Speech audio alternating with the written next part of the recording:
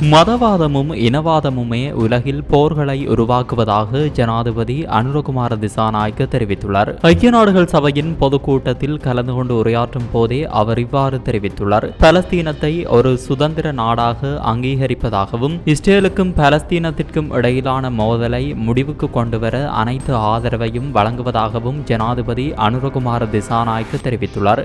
ஆயுதங்களை கொண்டு பிரச்சனைகளை தீர்ப்பதற்கு பதிலாக மனித நாகரிகத்தின் மதிப்புகள் மூலம் பிரச்சனைகளை தீர்க்கும் திறனை நாம் ஏற்றுக்கொள்ள வேண்டும் எனவும் ஜனாதிபதி சுட்டிக்காட்டியுள்ளார். அங்கு தொடர்ந்தும் கருத்து தெரிவித்த அவர், போதைப் பொருள் மற்றும் அதற்கான சந்தை என்று உலகளாவிய ரீதியில் பல பிரச்சனைகளை உருவாக்கி வருகிறது. போதைப் பொருள் வர்த்தகம் நாடுகளுக்கு அச்சுறுத்தலை ஏற்படுத்துவதோடு அவை உலகளாவிய அரசியலுக்கும் சுகாதாரத்திற்கும் பாதிப்பை ஏற்படுத்துகின்றன. அதேவேளை உலகளாவிய நன்னடத்தைக்கும் அது அச்சுறுத்தலாக அமைகின்றது. போதைப் பொருள் மற்றும் குற்றங்களுக்கு எதிராக இலங்கை அரசாங்கம் உரிய நடவடிக்கைகளை எடுத்து வருவதோடு நான் உங்கள் அனைவரையும் உலகளாவிய முன்னெச்சரிக்கை நடவடிக்கைகளை எடுப்பதற்காக முன்வருமாறு கேட்டுக்கொள்கிறேன். போதைப் பொருள் வர்த்தகர்களுக்கு எதிராக உலகளாவிய ரீதியில் உரிய நடவடிக்கைகள் மேற்கொள்ளப்பட வேண்டும். அத்துடன் போதைப் பொருளால் பாதிக்கப்பட்டவர்களுக்கு உதவுவதற்காக மறுவாழ்வு மையங்கள் அமைக்கப்பட வேண்டும். வேவேளை ஒரு நாட்டின் வளர்ச்சிக்கு ஊழல் தடையாக இருப்பதோடு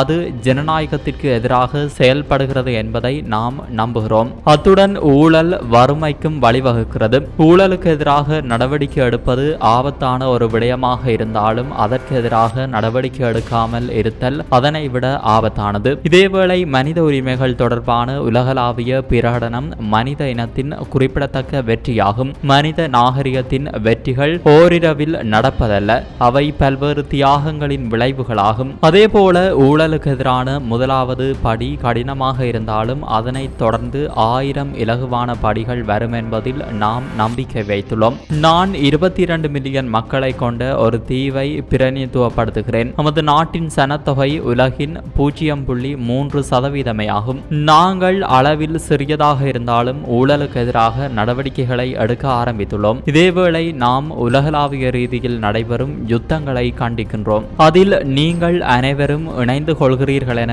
நம்புகிறேன். எந்த நாடும் போரை விரும்புவதில்லை. உலகில் எங்கு போர் நடந்தாலும் போரின் விளைவு துயரமாகும். 3 தசாப்த போரை எதிர்கொண்ட நாடாக போரின் துயரத்தை நாம் நன்கு அறிவோம். போரால் உயிரிழந்த மக்கள் மற்றும் பாதிக்கப்பட்டோரின் பெற்றோர், மனைவிமார் மற்றும் குழந்தைகள் இன்னொரு போரை விரும்ப மாட்டார்கள். ஒரு சிறந்த ஆட்சியாளர் உயிர்களை காப்பாற்றுவாரே அன்றி அவர் ஒருபோதும் உயிர்களை அழிப்பதற்கு எண்ண மாட்டார். காசா இன்று குழந்தைகளினதும் அப்பாவி மக்களினதும் அழுகுரல் ஒலிக்கும் இடமாக மாறியுள்ளது. ஐக்கிய நாடுகள் சபையும் உரிய தரப்பினரும் போர் நிறுத்தத்தை ஏற்படுத்த முயற்சிகளை எடுக்க வேண்டும் என்பதோடு காசா மக்களுக்கு மனிதாபிமான உதவிகளையும் வழங்க வேண்டும். மதவாதமும் இனவாதமும் போரை ஏற்படுத்தும் காரணிகளாக உள்ளன. மில்லியன் கணக்கான குழந்தைகள் உலகில் பசியால் இறக்கும் அதேவேளை நாம் ஆயுதங்களுக்காக பில்லியன் கணக்கில் செலவழித்து வருகிறோம். மில்லியன் கணக்கான குழந்தைகளுக்கு பொருளாதார காரணங்களால் கல்வி நிராகரிக்கப்படும் அதேவேளை பில்லியன் கணக்கான பணம் இன்னொரு நாட்டை ஆக்கிரமிப்பு செய்ய செலவிடப்படுகின்றது. 3 தசாப்த போருக்கு முகம் கொடுத்த எமக்கு அதற்கு எதிராக குரல் கொடுக்க உரிமை உள்ளது. இதேவேளை எனது நாடு தொடர்பாக எனக்கு சில கனவுகள் இருப்பதோடு உங்கள் அனைவரின் நாடுகள் தொடர்பாக உங்களுக்கும் சில கனவுகள் இருக்கும். எனது நாட்டு மக்கள் அனைவரையும் பொருளாதார ரீதியாக வலுப்படுத்துவதே எனது கனவாகும் என தெரிவித்துள்ளார். இது போன்ற செய்திகளை தெரிந்து கொள்ள சமூகம் நியூஸ் சேனலை சப்ஸ்கிரைப் செய்து அருகில் உள்ள பெல் பட்டனை கிளிக் செய்யுங்கள். மேலும் இது போன்ற செய்திகளை உடனுக்குடன் தெரிந்து கொள்ள சமூகமீடியா.com என்ற இணையதளத்தின் வாயிலாகவும் எங்களுடன் இணைந்திருங்கள்.